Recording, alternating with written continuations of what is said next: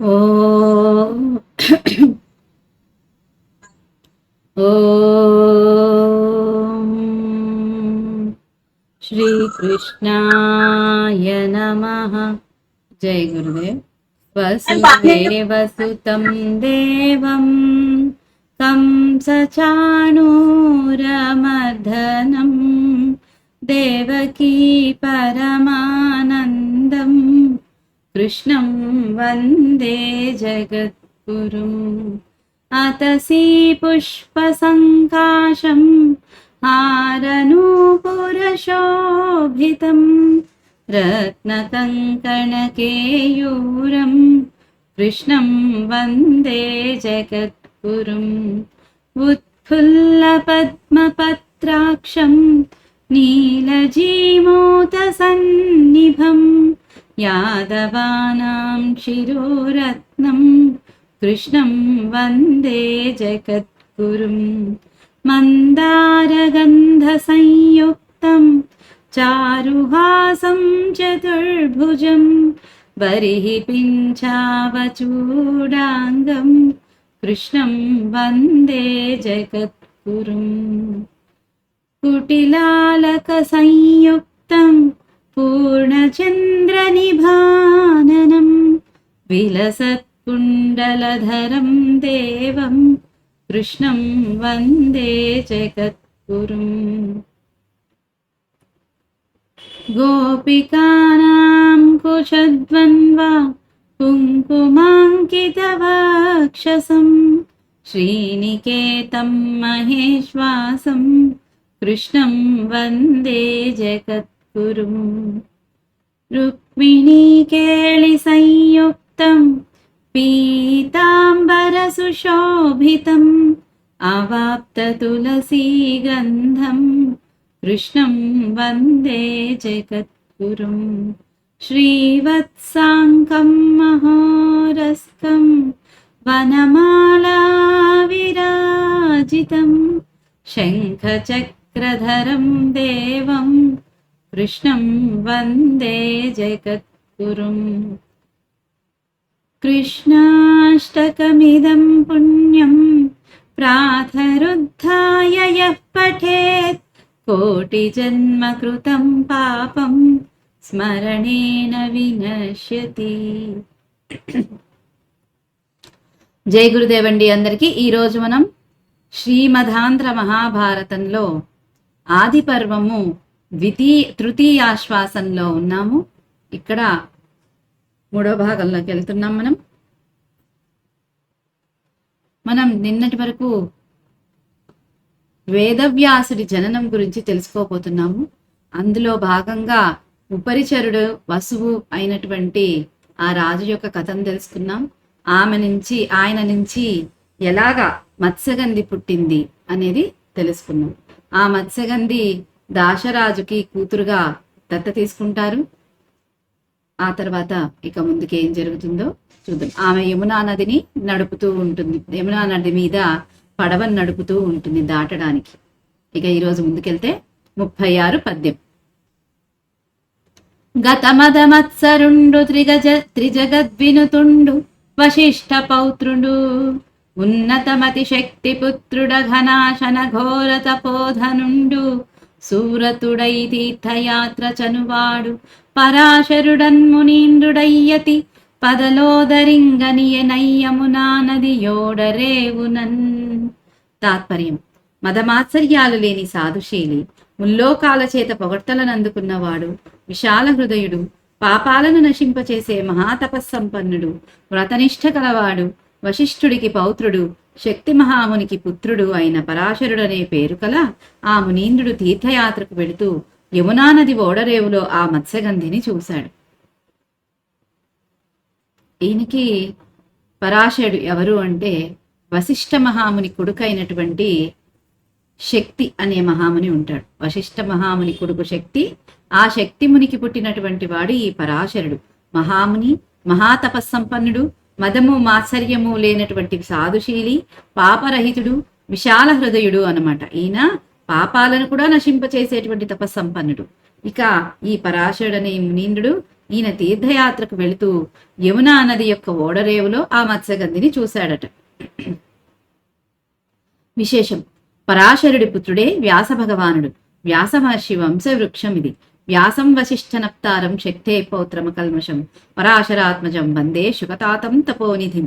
వశిష్ఠుడి మునిమనమడు, శక్తి మహాముని పౌత్రుడు, పరాశరుడి కుమారుడు, శుకుడికి తండ్రి అయిన వాడు వ్యాసుడు. అంటే వశిష్ఠుడి పుత్రుడు శక్తి మహాముని, శక్తి పుత్రుడు పరాశరుడు, పరాశరుడి పుత్రుడు వ్యాసుడు, వ్యాసుడి కుమారుడు శుక మహర్షి. ఇక్కడ వంశవృక్షం చెప్తున్నారు. ఈ పరాశరుడి యొక్క కొడుకే వ్యాస భగవానుడు.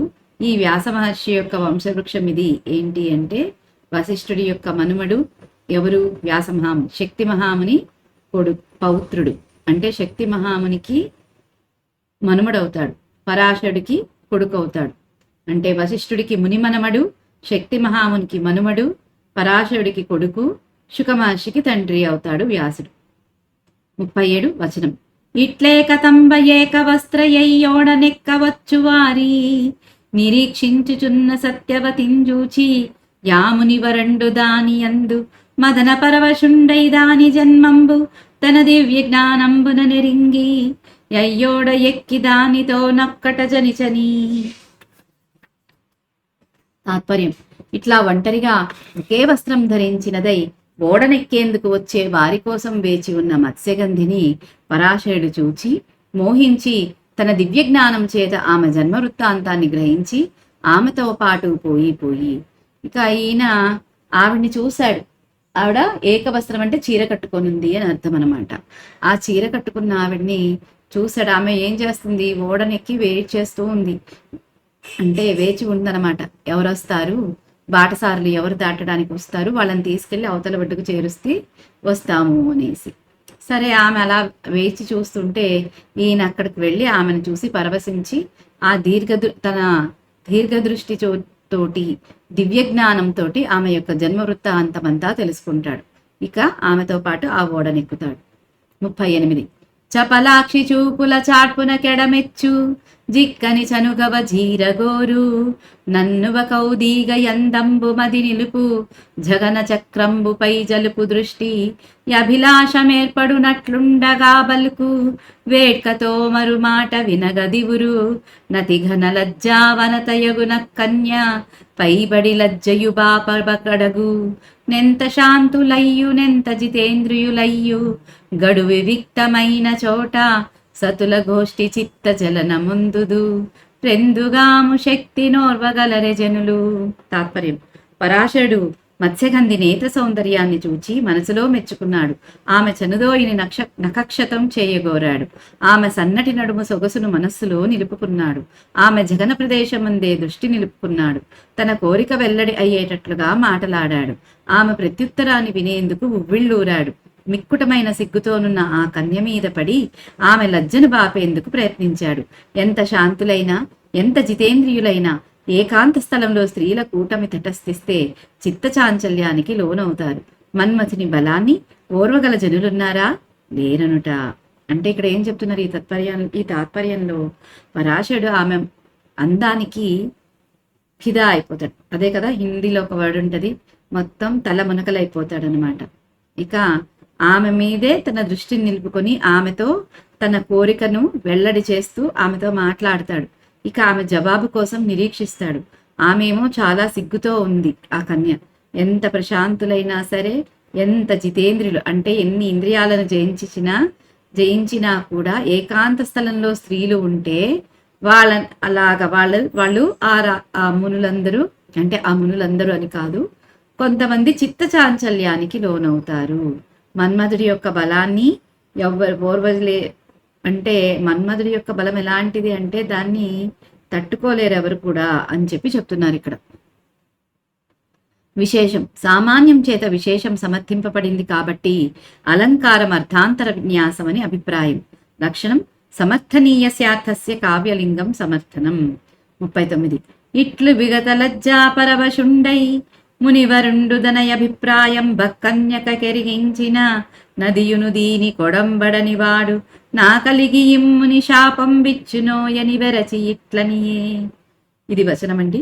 తాత్పర్యం: ఈ విధంగా మునిపుంగవుడైన పరాశరుడు సిగ్గు విడిచి తన కోరికను ఆ కన్యకు తెలుపగా ఇందుకు ఇష్టపడకపోతే ఆ ముని శపిస్తాడేమో అని భయపడి ఇలా అన్నది. ఇంకా ఆ మహర్షి తన కోరికను చెప్పేటప్పటికీ ఆమె సిగ్గుపడుతుంది. సిగ్గుపడి ఒకవేళ తను సరే అని చెప్పకపోతే ఆ ముని శపిస్తాడేమో అని భయపడి ఇలా అంటదట.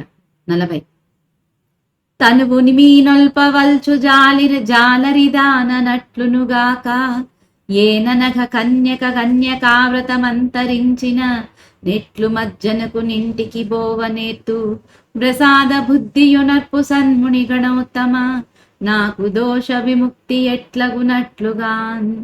తాత్పర్యం: శరీరం చేపల వాసనతో కూడినట్టి జాలరిదాన్ని నేను. అదీ కాక ఓ పుణ్యాత్ముడా, నేను కన్యను. నా కన్యాత్వం అంతరిస్తే నేను ఎట్లా నా తండ్రి గడప తొక్కుతాను? ఓ మునిగణోత్తమ, నాకు దోషం కలగని రీతిగా అనుగ్రహించవలసింది. ఇంకేం చెప్తుంది? అయ్యా, మీరేమో కోరారు, కానీ నా శరీరం అంతా చేపల వాసంతో నిండిపోయింది. నేనేమో చేపలు పట్టేదాన్ని. అదిగాక ఓ పుణ్యాత్మ, నేను కన్యను, అమ్మాయిని. నాకు ఇంకా పెళ్లి కాలేదు. అదే నా కన్యత్వం అంతరిస్తే నేను ఎలా నా తండ్రి దగ్గరికి వెళ్ళగలుగుతాను? ఎందుకంటే కన్యలైతే తండ్రి దగ్గర ఉంటారు.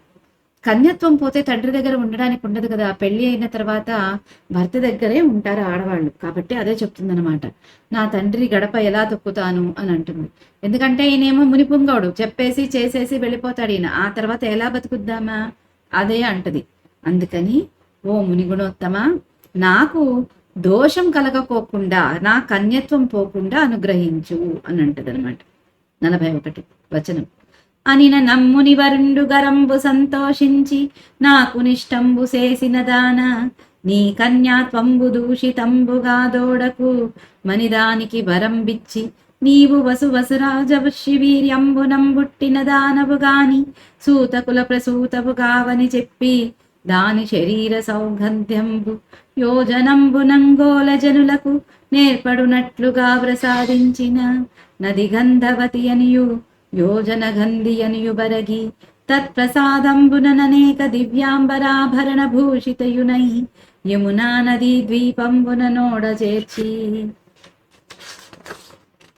తాత్పర్యం: మత్స్యగంధి మాటలకు పరాశరుడు చాలా సంతోషించి, నాకు ప్రియం చేసినందువలన నీకు కన్యత్వం చెడదు, భయపడకు అని వరమిచ్చి, నీవు వసురాజర్షి వీర్యం వలన జన్మించిన దానివి కాని సూతకులంలో పుట్టిన దానివి కావు అని ఎరుకపరిచి ఆమె శరీర సుగంధం యోజన దూరంలో కల జనులకు ఎరుకపడేటట్లుగా అనుగ్రహించాడు. ఆమె గంధవతిగా, యోజన గంధిగా ప్రసిద్ధి చెందింది. ఆమె పరాశరుడి అనుగ్రహంతో దివ్యాస్త్రాభరణాలంకృతురాలై యమునా ద్వీపానికి ఓడను చేర్చి. ఇక్కడ ఏం చెప్తున్నారు? ఈ మత్స్యగంధి ఇలా అడిగేటప్పటికి ఆయనకు చాలా సంతోషం వేస్తుంది. పరాశర మహర్షికి, నాకు ఇష్టం వచ్చేటట్లు చేస్తున్నావు కాబట్టి నీ కన్యత్వము చెడదు, భయపడకు అని వరమిస్తాడు. ఆ తర్వాత నువ్వు నీ జననం మామూలు ఇలా దాసరాజుకు పుట్టినటువంటి దానివి కాదు. నువ్వు వసురాజర్షి, అంటే ఆ వసు అనే రాజర్షి, రాజు అంటే మహర్షిలాగా బతికేటువంటి ఆ రాజు యొక్క వీర్యం వల్ల పుట్టిన దానివి నువ్వు, సూతకులంలో పుట్టిన దానివి కాదు అని చెప్పి, ఇక ఆమె శరీర సుగంధం ఇప్పటి వరకు చేపతో నిండిపోయింది కదా, దాన్ని ఒక యోజన దూరం వరకు కూడా మంచిగా సుగంధం వచ్చేటట్లుగా ఆమె శరీరం నుంచి ఆమెకు వరమిస్తాడు. అలా ఆమె గంధవతిగా, యోజన గంధిగా ప్రసిద్ధి చెందుతుంది. ఇక ఆమె పరాశరుడి అనుగ్రహంతో దివ్య వస్త్రాలంకారణ, అంటే ఆయన అనుగ్రహిస్తాడు ఆమెని దివ్యమైన వస్త్రాలను, ఆభరణాలను, అలా వాటి సహితంతో ఆమెను అలంకృతం చేస్తాడనమాట. అలా ఆమె ఆ అలంకారాలతోటి, వస్త్రాలతోటి ఆమెని యమునా నదిలో ద్వీపానికి ఓడను చేరుస్తుంది. 42 ఎల్లవారును జూడంగా నిట్టి బయలనెట్లు సంగమగునని ఇంటి అన్న నమ్ము నీంద్రుండు గావించనప్పుడఖిల దృష్టి పతరోదిని హారతి మిరమంతా. తాత్పర్యం: అందరూ చూస్తుండగా ఇటువంటి బయలు ప్రదేశంలో ఎట్లా కలయిక అవుతుంది అని యోజనగంధి అనగా, అప్పుడు ఆ పరాశరముని సమస్త జనుల దృష్టిని నిరోధించే మంచు చీకట్లను కల్పించాడు. ఇక ఆమె వస్తుంది, ఆ ద్వీపంలోకి వస్తుంది. కానీ ఆమె అంటది, అందరూ చూస్తుంటే ఈ బయట ప్రదేశంలో ఎలా కలయిక ఎలా జరుగుతుంది స్వామి అంటే, అప్పుడు ఆ యోజన గంధి అడగంగానే పరాశరముని ఇక అందరి దృష్టిని కప్పిపుచ్చడానికి మంచు చీకట్లను కల్పిస్తాడనమాట.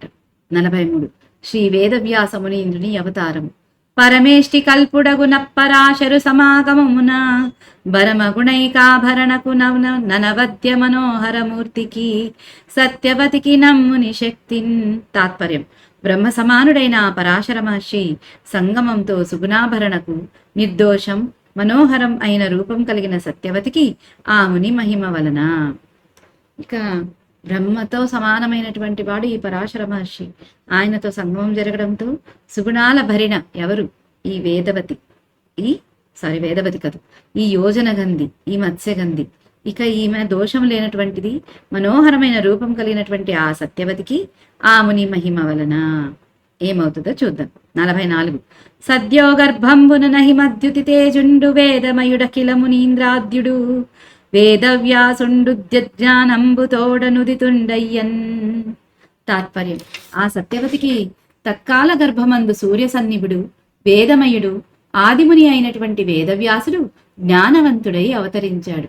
అలాంటి సత్యవతికి అప్పటికప్పుడే పుట్టిన గర్భంలో సూర్యుని తేజస్సు కలిగినటువంటి వాడు, వేదాలను విభజించినటువంటి వాడు, ఆదిముని అయినటువంటి వేదవ్యాసుడు జ్ఞానవంతుడై అవతరిస్తాడు ఆమె గర్భంలో అప్పటికప్పుడే. 45 ఆ యమునా ద్వీపమున నమేయుడు కృష్ణుడై లీలా మెయి కృష్ణ ద్వైపాయనుడన బరిగి వచశ్రీయుతుడు తపంబు వలన జిత్తము నిలిపెన్. తాత్పర్యం: ఆ యమునా ద్వీపంలో మహనీయుడు నల్లనివాడు వచస్సంపన్నుడు అయినట్టి అతడు కృష్ణద్వైపాయనుడన్న పేరుతో ప్రసిద్ధుడై తపో మార్గంలోనే మనసు నిలిపాడు.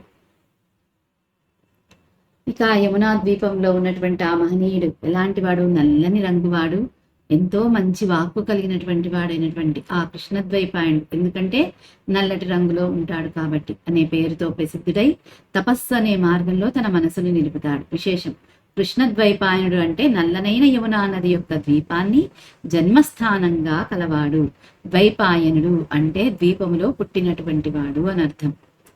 46 వచనం: పరాశరుండు సత్యవతి కోరిన వరంబులిచ్చి నిజేచ్ఛనరిగే నంత కృష్ణద్వైపాయనుండును కృష్ణాజిన పరిధాన కపిల జటామండల దండ కమండులు మండితుండై తల్లి ముందట నిలిచి కరకమలంబులు మొగిచి మృక్కి మీ కుంభని గల ఎప్పుడ నన్నుండలంచునది యా క్షణంబవత్తునని సకల లోక పావనుండఖిల లోకహితార్థంబుగా దపోవనంబున కుంజని యందు మహాఘోర తపంబు సేయుచు. తాత్పర్యం: పరాశరుడు సత్యవతి కోరిన వరాలిచ్చి వెళ్ళిపోయాడు. అంతట కృష్ణద్వైపాయనుడు జింక చర్మపు వస్త్రంతోనూ ఎర్రని జడలతోనూ దండ కమండలాలను ధరించి తల్లి ముందర నిలిచి ఆమెకు మృక్కి మీకు పని కలిగినప్పుడు నన్ను తలవండి, ఆ క్షణమే నేను వస్తాను అని చెప్పి పరమ పవిత్రుడైన ఆ వ్యాసుడు లోక కళ్యాణం కోసం తపోవనానికి వెళ్ళి అక్కడ మహాభయంకరమైన తపస్సు చేస్తూ. ఇక్కడ ఏం చెప్తున్నారు? పరాశరుడేమో ఇంకా సత్యవతి కోరిన వరాలు ఇచ్చి వెళ్ళిపోతాడు. అప్పటికప్పుడు పుట్టిన గర్భంలో నుంచి పుట్టినటువంటి కృష్ణద్వైపాయనుడు అప్పుడే చిన్న పిల్లవాడి నుంచి పెద్దవాడిలాగా ఎదిగిపోతాడు వెంటనే. ఇక ఆయన ఎదగడం జింక చర్మం వస్త్రంతో ఎర్రని జడ్లతో చేతిలో దండ కమండాలతో పుట్టేస్తాడు ఆయన. అలా ధరించి తల్లి ముందర నించొని ఆమెకి మొక్కి, అమ్మా నువ్వెప్పుడు తలుచుకుంటే నేను అప్పుడే నీ ముందర ప్రత్యక్షమవుతాను అని చెప్పి ఆ పరమ పవిత్రుడైనటువంటి ఆ వ్యాస మహర్షి లోక కళ్యాణం కోసం తపోవనానికి వెళ్ళి అక్కడ మహాభయంకరమైన తపస్సు చేస్తున్నాడు. విశేషం: 40వ పద్యంలో మత్స్యగంధి తన కన్యకావ్రతం అంతరించటం వలన కలిగే దోషం నుండి తాను విముక్తురాలయ్యే వరాన్ని కోరింది. పరాశరుడు ఆ వరం ఇచ్చాడు. పరాశరుడి పొందువలన ఆమె కన్యాత్వం కోల్పోయింది, పుత్రవతి అయింది. పరాశరుడు వెళ్ళాడు, కానీ ఆమె యందు కన్యాత్వం యథాపూర్వకంగానే నిలిచి ఉన్నది. దానితో ఆమెకి పరాశర పత్ని అనే దోషం లేకుండా పోయింది. ఆమెకు సద్యోగర్భం వలన వ్యాసుడు పుట్టాడు. అతడు సద్యోయౌవనుడైనాడు. తల్లికి మొక్కి తపోవనానికి వెళ్ళాడు. అప్పుడు ఎప్పుడు స్మరిస్తే అప్పుడు వస్తానని వరం లాంటి వాగ్దానం ఇచ్చాడు. అవివాహిత అయిన మత్స్యగంధికి పుట్టిన పుత్రుడు అట్లా పుట్టి అట్లా వెళ్ళకపోతే ఆమె కన్యాత్వం దూషితమయ్యేది. చివరకు ఆమె కన్యగానే మిగిలింది. కానీ మత్స్యగంధి యోజనగంధిగా మారింది. కన్యగా ఉన్నప్పటి శరీర మత్స్యగంధ దోషం కూడా పోయింది. ఆమెకేర్పడిన శరీర సౌగంధ్యమే తర్వాతి కథలో శంతనుడిని ఆకర్షించింది. హస్తినాపుర పట్టమహిషిని చేసింది. కథను లోనారసి చూచే వారికి స్ఫురించే ఈ కథార్థాలన్నీ ప్రసన్న కథా కవితార్థ యుక్తితో నన్నయ్య సాధించిన వస్తుధ్వని విశేషాలే. ఇంకిక్కడ ఏం చెప్తున్నారు? 40వ పద్యంలో మనం చెప్పుకున్న మత్స్యగంధి కన్యకావ్రతం పోవడానికి వచ్చే దోషం ఏదైతే ఉంటుందో దాని నుంచి విముక్తురాలవ్వాలని వరం కోరుతుంది. పరాశరుడు వరం ఇస్తాడు. అందువలన కానీ పరాశరుడి పొందుతో ఆమె కన్యత్వం పోయి గర్భవతి అవుతుంది, పుత్రపతి అవుతుంది. పరాశరుడు వెళ్ళాడు, కానీ ఆయన ఇచ్చిన వరం ప్రకారం ఆమె కన్యత్వం అలాగే ఉండిపోతుంది. అందుకని ఆమెకి పరాశర పత్ని అనే దోషం రాకుండా పోతుంది. ఇక సద్యోగర్వం అంటే ఒక మంచి గర్భం వలన వ్యాసుడు పుడతాడు. ఆయన సద్యో యవ్వనుడు అంటే ఎప్పుడు నిత్య యవ్వనంగా పుడతాడు. అలా ఆయన పుట్టంగానే తల్లికి నమస్కారం చేసుకుని వెళ్తాడు. ఎప్పుడు కావాలస్తే అప్పుడు వస్తాను అని వాగ్దానం ఇస్తాడు. ఇక అవివాహిత అంటే ఇంకా పెళ్లి కాదు కాబట్టి కన్య అన్నట్టు. ఇక కన్యకు పుట్టినటువంటి పుత్రుడు కాబట్టి ఆమె దగ్గరే ఉంటే ఇంకా ఆమె కన్యత్వం ఎలా ఉంటది? ఉండదు కదా. ఆమె కన్యత్వము దూషితమవుతుంది. అందుకని ఆమె ఎప్పుడైతే వ్యాస మహర్షి వెళ్ళిపోతాడో ఆమె కన్యగానే మిగిలిపోతుంది. మళ్ళీ ఈ మత్స్యగంధి ఏమవుతుంది? యోజనగంధిగా మారుతుంది పరాశరముని వరంతో. ఇప్పుడు కన్యగా ఉన్నప్పుడు ఏమైంది? మత్స్యగంధికి ఆ మత్స్యగంధి అంటే చేప కంపు అని అర్థం అనమాట. చేపల వాసన వస్తుంది అని ఆ దోషం కూడా వెళ్ళిపోతుంది. ఇప్పుడు ఆమెకు ఏర్పడింది శరీర సౌగంధం ఏర్పడుతుంది. ఇదే తర్వాత కథలో శంతనుణ్ణి ఆకర్షిస్తుంది. అందునుంచి ఆమె హస్తినాపుర పట్టమహిషి అంటే రాణి అవుతుంది. కథను ఎక్కువ లోతుగా చూస్తే దానిలో మనకు స్ఫురించేటువంటి ఈ కథార్థాలన్నీ ఇక నన్నయ్య గారు చూపించినటువంటి ప్రసన్న కవితార్థయుక్తి అని వస్తుధ్వని విశేషాలే అని ఇక్కడ మనకు చెబుతున్నారు. 47 సంచిత పుణ్యుడంబురహ సంభవునంశము దాల్చి పుట్టి లోకాంచితుడైన వాడు నిఖిలాగమ పుంజము నేర్పడన్ విభాగించి జగంబులందు వెలిగించి సమస్త జగద్ధితంబుగా పంచమ వేదమై పరగు భారత సంహిత చేసనున్నతిన్. తాత్పర్యం: పుణ్యనిధియును బ్రహ్మ అంశాన జన్మించిన లోకపూజ్యుడును అయినట్టే ఆ కృష్ణద్వైపాయనుడు వేదాలను విభాగించి వాటిని లోకంలో ప్రశస్తం కావించి విశ్వశ్రేయస్సుకై పంచమ వేదమని ప్రసిద్ధి చెందిన ఈ భారత సంహితను రచించాడు. ఇంకిక్కడ ఏం చెప్తున్నారు? పుణ్యానికి పెన్నిది లాంటి వాడు, బ్రహ్మ యొక్క అంశంలో జన్మించినటువంటి వాడు, లోకానికి పూజ్యుడైనటువంటి ఈ కృష్ణ ద్వైపాయనుడు వేదాలనన్నిటినీ 4 భాగాలుగా విభజించి వేదాంగాలను చేసి ఉపనిషత్తులను రాసి అష్టాదశ పురాణాలను రాసి వాటినన్నిటినీ లోకంలో ప్రసిద్ధి చేసి ఈ విశ్వశ్రేయస్సు కోసము పంచమ వేదం అని ప్రసిద్ధి చెందిన ఈ మహాభారతాన్ని కూడా భారత సంహితను కూడా రచించాడు. విశేషం: ఈ పద్యం ప్రసాద గుణ రంజిత భారత సంహితను రచించిన వ్యాసుడి పుట్టుకను గురించి నన్నయ్య చెప్పి ఆ తర్వాత భీష్మాది వీరుల పుట్టుకలను గురించి చెప్పబోతున్నాడు. ఈ వరుసలోనే ఎందుకు చెప్పాలి అనే ప్రశ్న ఏర్పడుతున్నది. దానికి 2 కారణాలు కనబడుతున్నాయి. 5వ పద్యంలో జనమేజయుడు ప్రీతితో మీరును భీష్మాది క్రూరుద్ధరాజులు ఉండి కూడా పాండవ ధాతరాష్ట్రులు రాజ్యాన్ని విభజించుకొని పాలిస్తూ కూడా ఎందుకు యుద్ధం జరిగింది అని వ్యాసుడిని ప్రశ్నించాడు. దానికి తరువాత వైశంపాయనుడు ఆ వరుసలోనే సమాధానం చెప్పుకుంటూ వస్తూ వ్యాస భీష్ముల జన్మ వృత్తాంతాలను ముందుగా చెప్పాడు. అంతేకాక దేవతాంశలతో పుట్టిన వారిలో బ్రహ్మాంశ కలవాడు వ్యాసుడు, వసువుల అంశలు కలవాడు భీష్ముడు. అందువలన ఆ క్రమంలో చెప్పాడు. అయితే వ్యాసుడు లోకహితార్థం జీవించటానికి పుట్టాడు, భీష్మాదులు యుద్ధం చేయటానికి పుట్టారు. అందువలన వ్యాసుని కథ ప్రత్యేకముగా చెప్పబడింది. భీష్ముడి కథ గుంపులో కలిసి పుట్టింది. శంతనుడి కథ నుండి సొంతంగా పెరిగింది. వీరిరువురు భారత కథలో పాల్గొనే పాత్రలే. అయినా వ్యాసుడు చిరంజీవి, భీష్ముడు దీర్ఘకాలం జీవించినవాడు. అటువంటి అర్థాలన్నింటినీ ఆ వరుసలో కథ చెప్పటం ద్వారా నన్నయ్య భావింపచేస్తున్నాడు. ఇక్కడ ఈ విశేషంలో ఏం చెబుతున్నారు?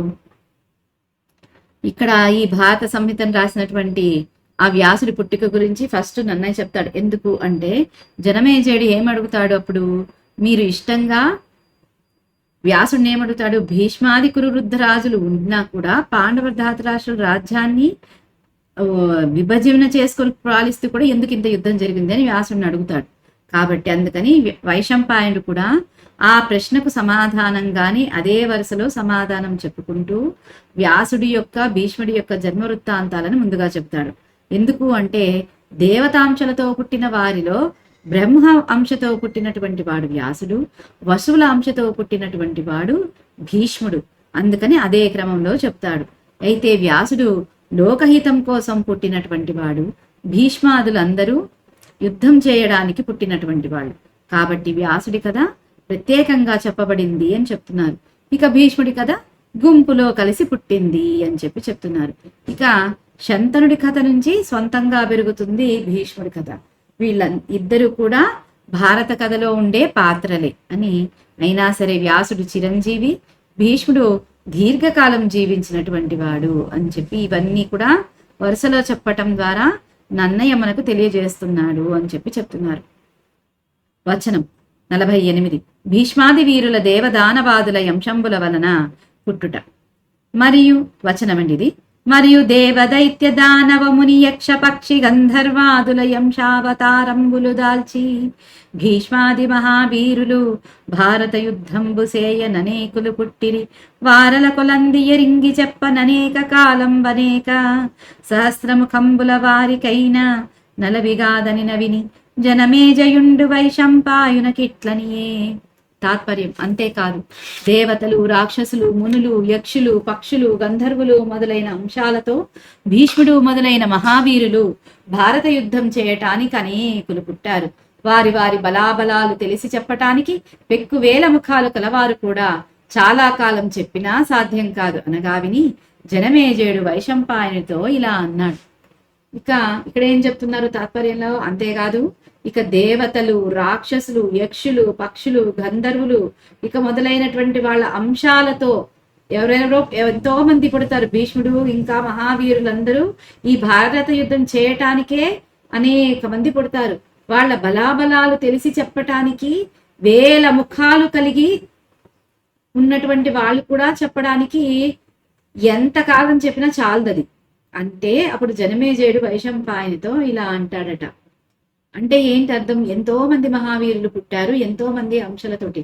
కొంతమంది రాక్షసుల అంశతో పుడితే, కొంతమంది దేవతల అంశతో పుడితే, కొంతమంది మునుల అంశతో పుడితే, కొంతమంది యక్షుల అంశతో, కొంతమంది పక్షుల అంశతో, కొంతమంది గంధర్వుల అంశతో, ఇలా కొంతమంది అంశాలతో పుడుతున్నారు అనమాట ఈ భారత యుద్ధం చేయడానికి. ఇంతమందిని ఇన్ని రకాలుగా వాళ్ళ యొక్క పూర్వజన్మ వృత్తాంతాలు ఇవన్నీ చెప్పాలంటే 1000 ముఖాలు కలిగిన వాళ్ళకు కూడా సాధ్యం కాదు అని చెప్తే జనమేజయుడు వైశంపాయనుడితో ఇలా అన్నాడట. విశేషం మునికిట్లనియే, మునితో నిట్లనియే. సూత్రం యచర్థా ముఖ్య కర్మంబునకు తోడ కువర్ణంబులు ప్రాయికంబుగానవు. 49. అమరాసుర ముఖ్యుల యంశములను మహిబుట్టి సకల జనపాలక సంఘములకు భారతరణ రంగమునన్ను లయముందనేమి కారణముని మనియునన్. తాత్పర్యం దేవదానవుల అంశాలతో పుట్టిన సకల రాజ సమూహాలు భారత యుద్ధంలో నశించటానికి కారణం ఏమిటి అని జనమేజయుడు అడగగా వైశంపాయనుడు జనమేజయుడితో ఇలా అన్నాడు. దేవదానవులు అంటే దేవతలు, రాక్షసులు వీళ్ళందరి అంశాలతో పుట్టినటువంటి అనేక మంది రాజుల సమూహాలంతా ఈ భారత యుద్ధంలో, మహాభారత యుద్ధంలో నశించడానికి కారణం ఏంటి స్వామి అని అడిగితే దానికి వైశంపాయనుడు ఇలా అన్నాడట. 51. పరశురాముండు భీకర నిజ కోపాగ్నినుగ్రుడై 21 మారు ధాత్రీతలంబ పక్షత్రంబు చేసిన తక్షత్ర సతులు సంతానకాంక్ష విలయంగ ఋతుకాలముల మహావిప్రుల దయచేసి ధర్మోదప్పకుండబడిసిరి పలువుర గొడుకుల గూతుల నిప్పాట దక్షత్రమసగియుర్వి బర్విరాజ ధర్మ పద్ధతి ననఘమై జారచోర దుష్ట జనుల బాధ బరయకుండ నిఖిల భూ ప్రజాపాలన జేయుచుండ శిష్ట సేవ్యమగుచు. తాత్పర్యం పరశురాముడు ఉగ్రకోపుడై 21 మార్లు దండెత్తి క్షత్రియులందరినీ వధించగా ఆ రాజుల భార్యలు సంతానకాంక్షతో ఋతుకాలాలలో బ్రాహ్మణ శ్రేష్ఠుల అనుగ్రహంతో ధర్మ విధిని అనుసరించి సంతానాన్ని పొందారు. మళ్ళీ రాజవంశాలు వర్ధిల్లాయి.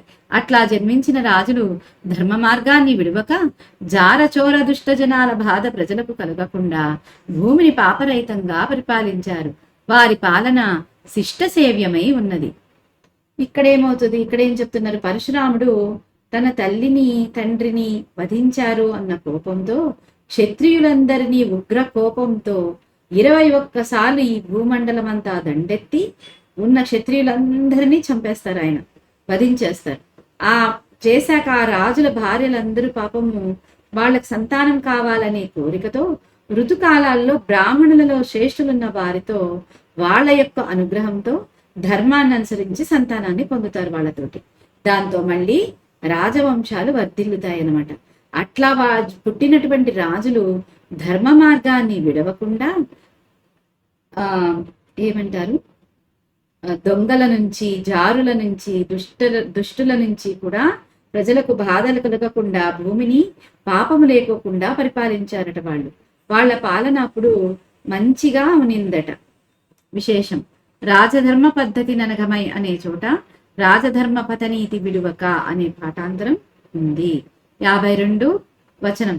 ఇట్లు బ్రాహ్మణ వీర్య ప్రభువులైన క్షత్రియులు ధర్మ మార్గంబునం ప్రజాభిరక్షణంబు సేయుటంజేసి వర్ణాశ్రమ ధర్మ స్థితులు తప్పక ప్రవర్తిల్లుటయు బ్రహ్మక్షత్రంబుల కాయుర్వర్ధనంబును ననవరత యాగ తర్పిత పర్జన్య ప్రసాదంబునం గోరిన ఎప్పుడు వానలు గురుయుచు సకల సస్య సమృద్ధియు ప్రజావృద్ధియునైన భూదేవి ప్రజాభార పీడితయై సురాసర మునిగుణ పరిరుతులయ్యున్నవ హరి హర హిరణ్య గర్భుల కడకుంజని ఇట్లనియే. తాత్పర్యం, ఈ విధంగా బ్రాహ్మణుల వలన జన్మించిన రాజులు ధర్మ మార్గంలో ప్రజలను పరిపాలించడం చేత వర్ణాశ్రమ ధర్మాలు స్థిరత్వం పొందినవి. బ్రాహ్మణులకు క్షత్రియులకు ఆయుర్దాయం పెరిగింది. నిరంతరం యజ్ఞాల వలన తృప్తి పొందిన దేవేంద్రుడి అనుగ్రహం చేత కోరినప్పుడు వానలు కురిసి పంటలు పడ్డాయి. ప్రజాబాహుళ్యం అధికమయ్యింది.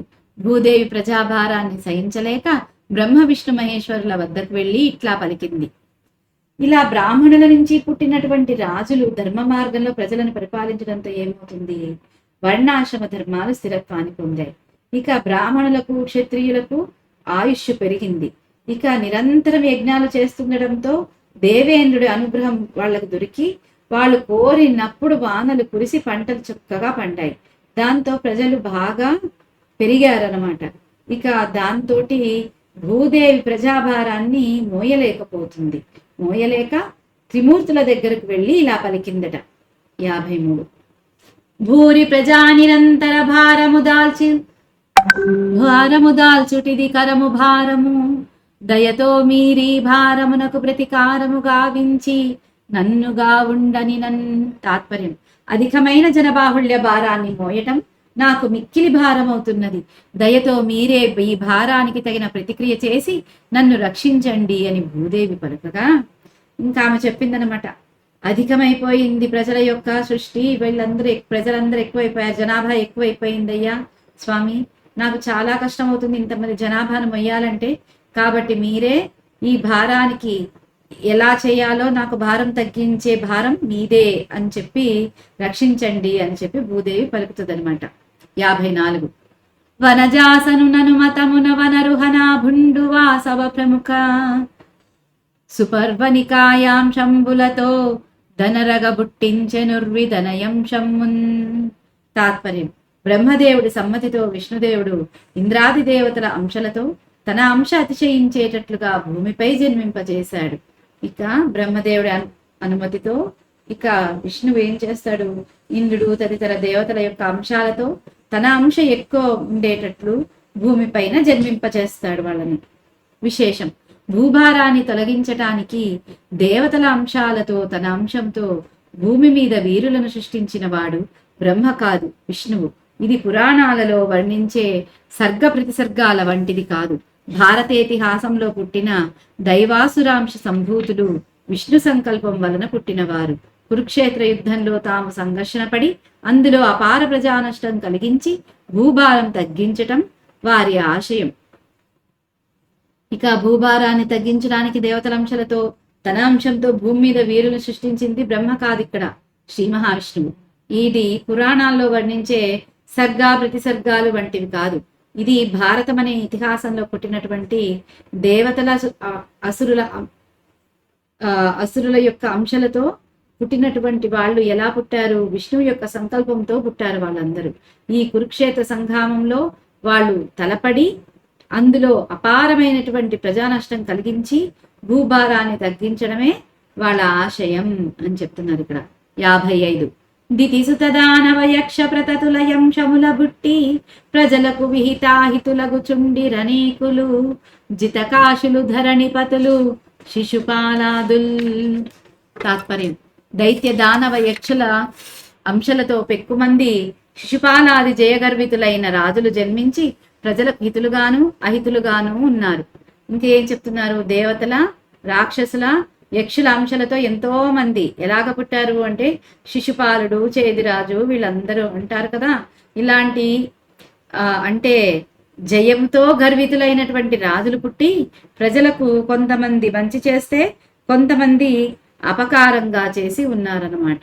56 అతుల బలాఢ్యులైన యమరాంశ సముద్భవులల్లా బాండు భూపతి సుత పక్షమై సుర విపక్ష గణాంశజులెల్ల దుర్మధోత్తరు రాజపక్షమై దారుణి భారము వాయ ఘోర భారతరణ భూమి నీల్గిరి పరస్పర యుద్ధము చేసి వీరులై. తాత్పర్యం: దేవతల అంశాలతో జన్మించిన సాటి లేని పరాక్రమవంతులంతా పాండవేయుల పక్షమై, రాక్షసాంశాలతో పుట్టిన వారంతా ఉద్ధతుడు ఉన్మదుడు అయిన దుర్యోధనుడి పక్షాన్ని పొంది వీరులై ఒకరితో ఒకరు పోరాడి భూభారం తొలగేటట్లుగా భారత రణరంగాన హతులైనారు. ఇంకా దేవతలతో అంశాలతో పుట్టినటువంటి వాళ్ళంతా పాండవ పక్షంలో పుడతారు. ఇక రాక్షసాంశలతో పుట్టిన వాళ్ళంతా ఉద్ధతుడు ఉన్మత్తుడు అయినటువంటి దుర్యోధుడి పక్షాన్ని చేరుతారు. ఇక వీళ్ళందరూ వీరులు అనమాట. ఈ వీరులంతా ఒకరితో ఒకరు పోరాడి ఈ భూమి భారమంతా తొలగించేట్లుగా భారత రణరంగంలో అందరూ హతులయ్యారు, అంటే చనిపోయారు. విశేషం: దేవాసర ప్రవృత్తుల నడమ జరిగే బలమైన సంఘర్షణను వర్ణించటం ఇతిహాస స్వభావం. 57 అనిన విని జనమేజయుండు వైశంపాయనుకిట్లనియే. తాత్పర్యం: అనగా విని జనమేజయుడు వైశంపాయనుడితో ఇలా అన్నాడట. 58 ఆదిత్య దైత్య దానవులాది గగల భూత రాశిదగు సంభవమున్ మేదిని దదంశముల మత్యోదయములు నాకు చెప్పు ముగినేర్పడగన్. తాత్పర్యం: దేవ దానవ రాక్షసుల జీవ సముదాయం యొక్క పుట్టుకను ఆ అంశాలతో వారి భూమిపై మానవులుగా జన్మించటాన్ని గురించి నాకు తేట తెల్లంగా చెప్పండి. ఇంకా అంటున్నాడు ఈయన. ఏమంటున్నాడు జనమేజయుడు? ఈ దేవతల రాక్షసుల యొక్క జీవ సముదాయం ఎలా పుట్టింది, ఆ అంశాలతో వాళ్ళు ఈ భూముల మీద మానవులుగా ఎలా పుట్టారు, ఇదంతా కూడా నాకు అర్థమయ్యేటట్లు చక్కగా వివరించి చెప్పండి అని చెప్పి అడుగుతున్నాడు జనమేజయుడు వైశంపాయనుణ్ణి. విశేషం: దేవదానవాదుల అంశావతారాలుగా భూమి మీద పుట్టిన వారిని గురించి చెప్పే ముందు ఆ అంశాలకు మూలకారకులైన వారి పుట్టుకల విశేషాలను వివరించి కథను ప్రసన్నం చేయమని జనమేజయుడు అడిగాడు. అంటే దేవతలు రాక్షసులు ఎవరు, వాళ్ళు ఎలా పుట్టారు, వాళ్ళ నుంచి వాళ్ళ అంశాలతో పుట్టినటువంటి వాళ్ళు ఎవరు, వాళ్ళ పుట్టుకల గురించి చెప్పమన్నారు ఇక్కడ అని విశేషంలో చెప్తున్నారు. 59 వచనం: దేవదానవ ప్రముఖుల వ్యుత్పత్తి క్రమం అని నవిని జనమేజయునకు వైశంపాయునుండిట్లని చెప్పే దొల్లి సకల జగదుత్పత్తి నిమిత్త భూతుండైన బ్రహ్మకు మానసపుత్రులైన మరీచియు నంగిరసుండును నత్రియు బులస్పుండును బులహుండును గ్రతువును నన్ను నార్వురు పుట్టి రందు మరీచికి గశ్యప ప్రజాపతి పుట్టే గశ్యపు వలన జరాచర భూతరాశి ఎల్లనుద్భవిల్లే నెట్లనిన బ్రహ్మ దక్షిణాంగుష్టంబున దక్షుండును వామాంగుష్టంబున ధరణియను స్త్రీయును పుట్టిన అయ్యిరువురకును. తాత్పర్యం: మానవజాతి పుట్టుకను గురించి వైశంపాయనుడు జనమేజయుడికి ఇలా చెప్పాడు. సృష్టికారకుడైన బ్రహ్మదేవుడి మానసపుత్రులైన వారు 6. వారు మరీచి, అంగిరసుడు, అత్రి, పులస్త్యుడు, పులహుడు, క్రతువు అనే పేర్లు కలవారు. వీరిలో మరీచికి కశ్యప ప్రజాపతి జన్మించాడు. కశ్యపుడికి స్థావర జంగమాలన్నీ పుట్టినవి. బ్రహ్మదేవుడి కుడి చేతి బ్రటనవేలియందు దక్షుడనేవాడును, ఎడమ చేతి బ్రటనవేలియందు ధరణి అనే స్త్రీయును జన్మించారు వారిద్దరికి. ఇక ఇక్కడ ఏం చెప్తున్నారు? మానవ జాతి పుట్టుక గురించి వైశంపాయనుడు జనమేజయుడికి చెప్తున్నాడట. ఇక సృష్టికారకుడైనటువంటి బ్రహ్మదేవుడికి తన సంకల్ప మాత్రంతో, అంటే ఆయన మానస పుత్రులు 6. వాళ్ళెవరు అంటే మరీచి, అంగిరసుడు, అత్రి, పులస్త్యుడు, పులహుడు, క్రతువు. వీళ్ళు 6 అయిన మానస పుత్రులు. వీళ్ళల్లో మరీచికి పుట్టినటువంటి వాడు కశ్యప ప్రజాపతి. ఈ కశ్యపుడికి స్థావర జంగమాలన్నీ, అంటే ఒకే చోట నించున్న జంగమాలు, అంటే కదలకుండా ఉన్నటువంటి అనమాట. ఈ స్థావర జంగమాలన్నీ కశ్యపుడికి పుట్టాయట. ఇక బ్రహ్మదేవుడి కుడి చేతి బటనవేలితో దక్షుడు అనేవాడు పుడితే, ఎడమ చేతి బటనవేలితో ధరణి అనే ఆవిడ స్త్రీ పుడుతుంది అనమాట. 60 సుతలనుగులున్వేవురు దమయుతులైయుదయించి సాంఖ్య యోగాభ్యాసోన్నతి చేసి ముక్తులై భూరి తేజులందరను ధ్వరేతసులైనన్. తాత్పర్యం: ధరణికి దక్షునికి 1000 మంది పుత్రులు జన్మించారు. వారు ఇంద్రియ నిగ్రహం కలవారై సాంఖ్యయోగాన్ని అభ్యసించి ముక్తులై ఊర్ధ్వరేతసులు కాగా. ఇక ధరణికి దక్షుడికి 1000 మంది కొడుకులు పుడతారు. ఒరే, వెళ్ళి మీరు సంతానాన్ని వృద్ధి చేయండి, సృష్టి చేయండి అంటే దక్షుడు వీళ్ళు కాదు అని చెప్పి ఇంద్రియ నిగ్రహం వచ్చేసి వాళ్ళకి ఇంకా తపస్సు చేసుకుని సాంఖ్యయోగాన్ని అభ్యసించేసి అంటే ముక్తులైపోతారు వాళ్ళు. ఇది నారద మహర్షి యొక్క పాత్ర ఉంది దీనిలో. ఈ రోజుకి ఇంతటితో మహాభారతం స్వస్తి. నారాయణ్యం తీసుకున్నాం.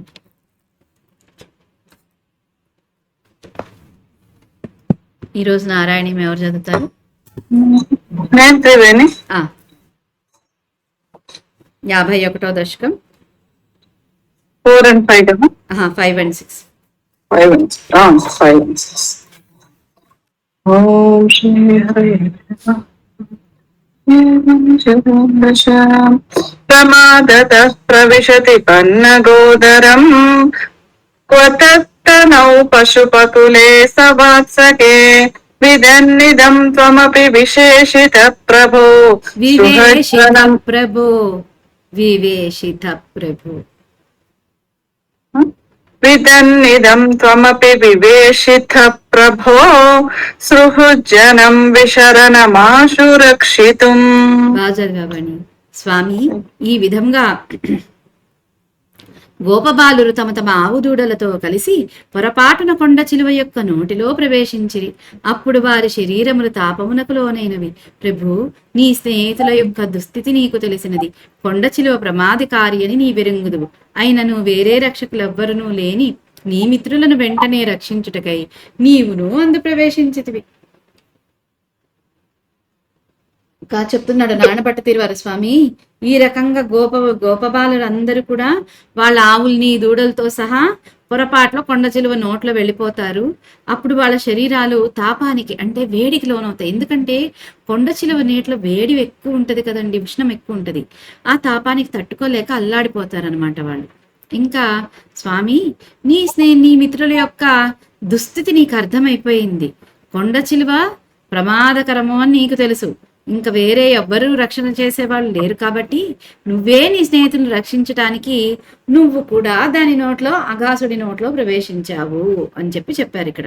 6 గలోదరే విపులిత వర్ష్మనా త్వయా మహోరగే లుఠతి నిరుద్ధ మారుతే ధృతం భవాన్ విదలిత కంఠ మండలో విమోచయన్ పశూన్ వినిర్యయౌ.